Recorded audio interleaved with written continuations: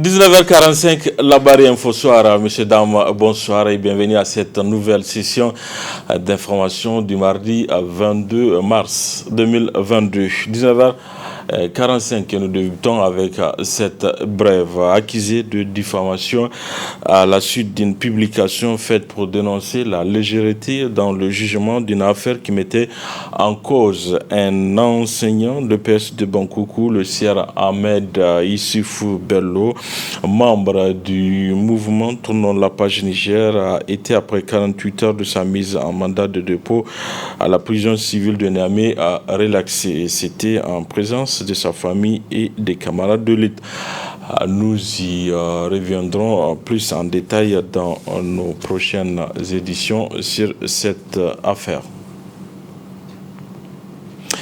Voilà, suite à une information diffusée sur des chaînes de télévision sénégalaises et les réseaux sociaux relative à la présence de plusieurs centaines de Nigériens s'adonnant à la mendicité dans les rues de Dakar au Sénégal, une situation qualifiée d'indignante par nombre de citoyens. Toute chose qui a fait réagir cet après-midi le gouvernement nigérien à travers un communiqué de presse lu par le ministre porte-parole du gouvernement Tijani Idrissa Abdoul Kadri. Le gouvernement de la République du Niger a appris avec stupéfaction la présence dans les rues de Dakar au Sénégal de plusieurs centaines de ressortissants nigériens s'adonnant à la mendicité. La présence de ces personnes dans des contrées aussi lointaines n'a aucun rapport avec la situation d'insécurité liée au terrorisme ou au déficit alimentaire. Il s'agit d'un trafic illicite de migrants et de la traite de personnes organisée par des groupes criminels en direction de certains pays voisins et même au-delà. Le gouvernement déplore cette pratique qui jure avec nos valeurs sociales, religieuses et interdites par les lois et règlements de la République. C'est pourquoi des instructions ont été données aux services compétents en vue d'évaluer la situation sur place en rapport avec les autorités sénégalaises et de prendre les mesures appropriées. Le gouvernement remercie les autorités de la République sœur du Sénégal pour leur bonne collaboration et les dispositions prises en vue du regroupement de ces personnes dans des sites sécurisés en attendant leur prise en charge de façon conséquente. Au-delà des mesures immédiates prises, des instructions fermes ont été données par les plus hautes autorités à tous les démembrements de l'État concernés en vue de prendre toutes les dispositions nécessaires et utiles pour démanteler ces réseaux criminels et endiguer ces fléaux.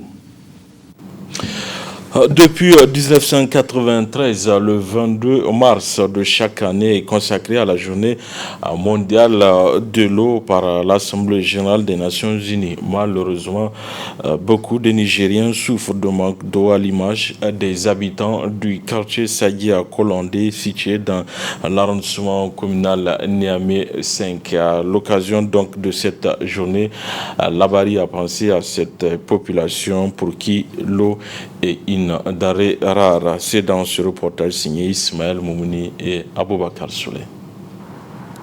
L'eau, c'est la vie.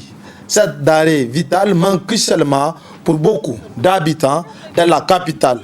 À l'exemple des habitants du quartier Sagia, Kolondé, situé dans le 5e arrondissement. Femmes et enfants munis de bidons dans la canicule à la recherche de ce liquide précieux. C'est le quotidien des habitants de ce quartier. C'est un véritable parcours de combattants pour ces personnes qui sont obligées d'aller quémander pour s'en procurer cette denrée.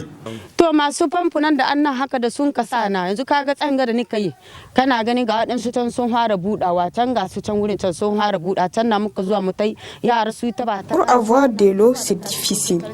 Il y a même parfois des bagarres au niveau des châteaux d'eau, là où on s'approvisionne. Voyez-vous, ces bidons sont vides. Il n'y a rien et sans eau, on a tous les problèmes. Pas de cuisine, encore moins de lessive. Et notre souci, c'est le manque d'eau car nous ne disposons pas de bonne. Nous sommes obligés d'aller quémander de l'eau auprès de ceux qui en ont. Chaque matin, nous sommes obligés de vivre ce calvaire.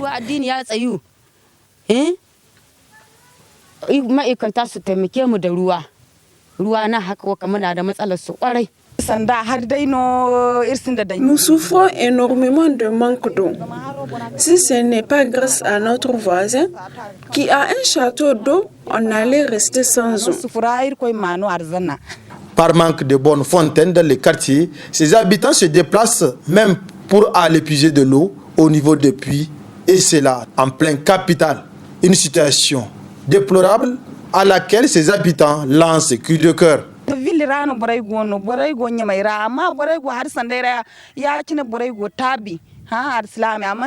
L'État nous a complètement oubliés car il n'y a pas de bonne fontaine. Est-il normal qu'en pleine capitale, nous soyons confrontés à une telle situation? C'est vraiment pas normal. Raison pour laquelle nous demandons aux autorités de penser à nous car nous souffrons beaucoup. Nous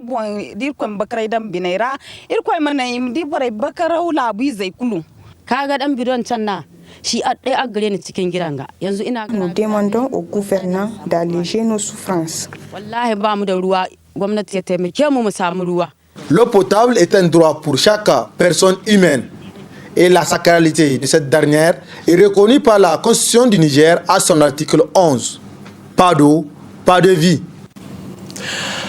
Point de presse cet après-midi des ressortissants de la région de Tillabéri. Il s'agit pour eux, à travers cette sortie, d'informer l'opinion de l'organisation d'un forum pour la cohésion sociale, la paix, la sécurité et le développement du 26 au 27 mars prochain. L'annonce a été faite en présence de plusieurs anciens cadres de la région de Tillabéri. Le reportage. Les populations de la région de Tillabéri organisent dans un esprit d'inclusivité, de fraternité et d'engagement collectif un forum sur la sécurité, la cohésion sociale et le développement durable. Il s'agit bien d'une initiative concertée des représentants de toutes les couches socio-économiques et politiques de la région. Ce forum se tiendra à Tillabéri le 26 et 27 mars 2022 sous le haut patronage du ministre en charge de la sécurité publique, M. Hamadou Adamou Soulé. À ce sujet, qu'il nous soit permis tout d'abord d'avoir une pensée pieuse à l'endroit de toutes les victimes de ce terrible fléau qui affecte et endeuille les populations nigériennes civiles et militaires depuis 2015, notamment dans les régions de Tillabéri, Difa et Tawa. L'objectif principal de ce forum est de contribuer au retour et à la consolidation de la sécurité et de la cohésion sociale sur l'ensemble de la région de Tillabéri dans une perspective de développement durable. De façon spécifique, le forum vise à premièrement faire un diagnostic pertinent et sans complaisance des éléments caractéristiques de l'insécurité dans la région de Tillabéri. Deuxièmement, mesurer l'ampleur des impacts négatifs sur la vie socio-économique et politique de la région. Troisièmement, évaluer les solutions déjà mises en œuvre et identifier les pistes de solutions à court, moyen et long terme. Quatrièmement, proposer un cadre de suivi pour la mise en œuvre des recommandations. C'est pourquoi sont conviés à ce forum tous les acteurs parties prenantes aux questions de sécurité et de cohésion sociale, à savoir les chefs de village et de tribus des zones les plus impactées, l'ensemble des chefs de canton et de groupement, l'ensemble des maires, les représentants du conseil régional de Tillabéri, l'ensemble des préfets, le gouverneur de la région, les associations religieuses, les représentants des organisations féminines, les représentants des organisations de jeunesse, les représentants des chambres consulaires, commerce, agriculture, élevage, artisanat, etc.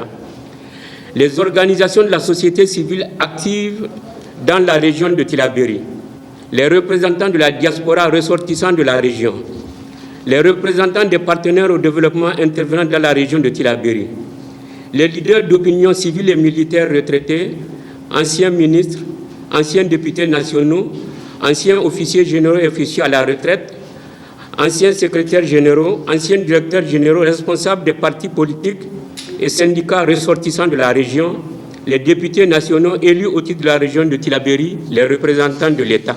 Aussi, le comité d'organisation du forum est-il à pied d'œuvre pour surmonter avec bonheur toutes les tâches liées à l'organisation matérielle de ce grand rassemblement. À ce titre, il vient d'effectuer une visite de travail avec la commission régionale basée à Tillabéri pour assurer le succès d'un tel événement. Au regard du défi et des enjeux de ce forum, nous voudrions compter sur la mobilisation exceptionnelle de tous, la main dans l'inclusivité et la diversité socio-culturelle, afin de redonner à la région de Tillabéri sa place de premier plan dans toutes les activités de développement socio-économique, culturel et politique du Niger. Le CG9 assise au 5e arrondissement communal de Niamey a abrité le samedi dernier une séance de sensibilisation sur l'initiative de l'ONG RAI, une sensibilisation qui a porté sur le harcèlement sexuel au milieu scolaire et rendu possible grâce à la collaboration du cadre de concertation sur la sécurité par le dialogue du 5e arrondissement. Le résumé avec Adam Ousmana et Nasser Seydou. Les scolaires de l'arrondissement communal Niamey 5 étaient à l'honneur à travers ce grand rendez-vous du réseau d'appui aux initiatives locales RAI. Un public venu nombreux assister à une séance de sensibilisation sur les problématiques de sécurité et paix dans cette partie de la capitale. Cette activité qui nous réunit aujourd'hui est le fruit d'une thématique qui consiste à parler de harcèlement sexuel en milieu scolaire. Donc nous sommes ici dans le complexe scolaire public de la rive droite pour sensibiliser les élèves par rapport au harcèlement sexuel en milieu scolaire, qui est une préoccupation qui se retrouve un peu partout dans les différentes structures scolaires de la commune et peut-être certainement même à l'intérieur de notre pays et des autres communes.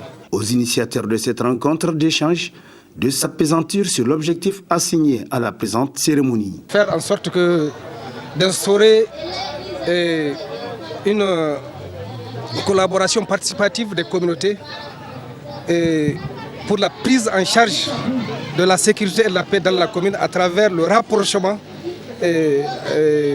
qui doit nécessairement exister entre eux et les FDS, donc les forces de défense et de sécurité. Parce que vous n'êtes pas sans savoir que les forces de défense et de sécurité à elles seules ne peuvent pas remplir toutes les missions de sécurisation et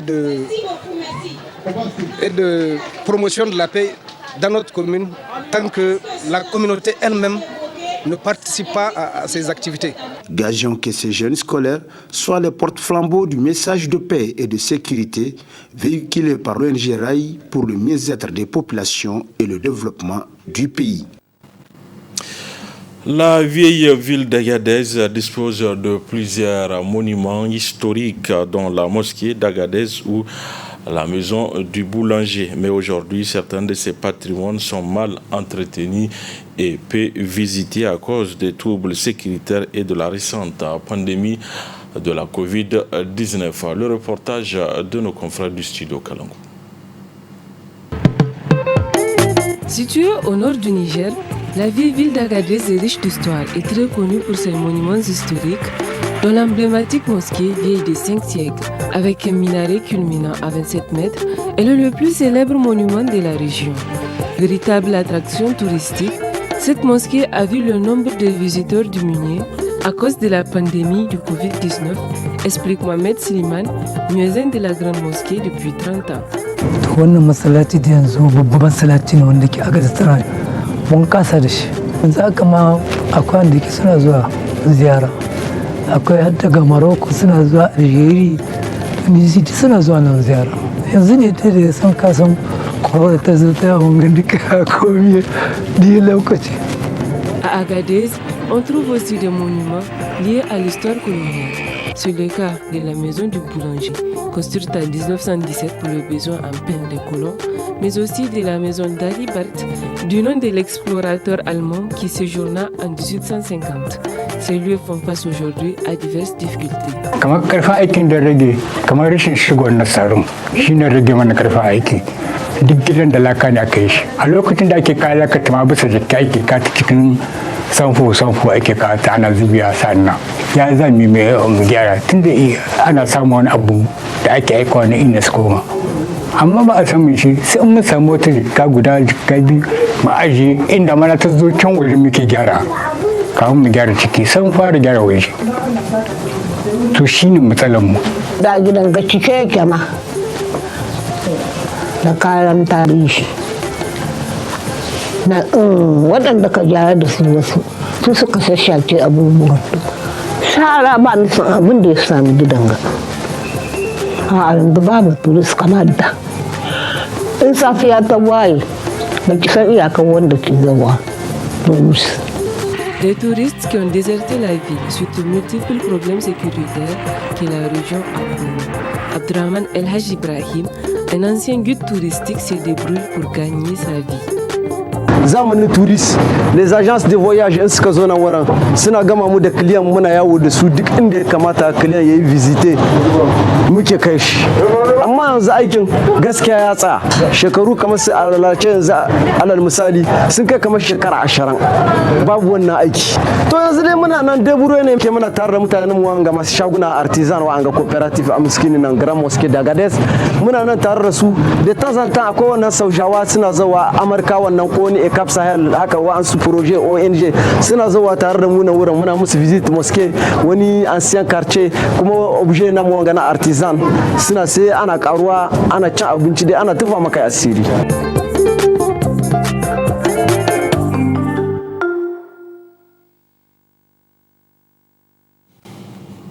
Voilà, messieurs, dames, c'est tout pour ces 19h45 de la télévision Labari. Merci à vous de l'avoir suivi. Au revoir.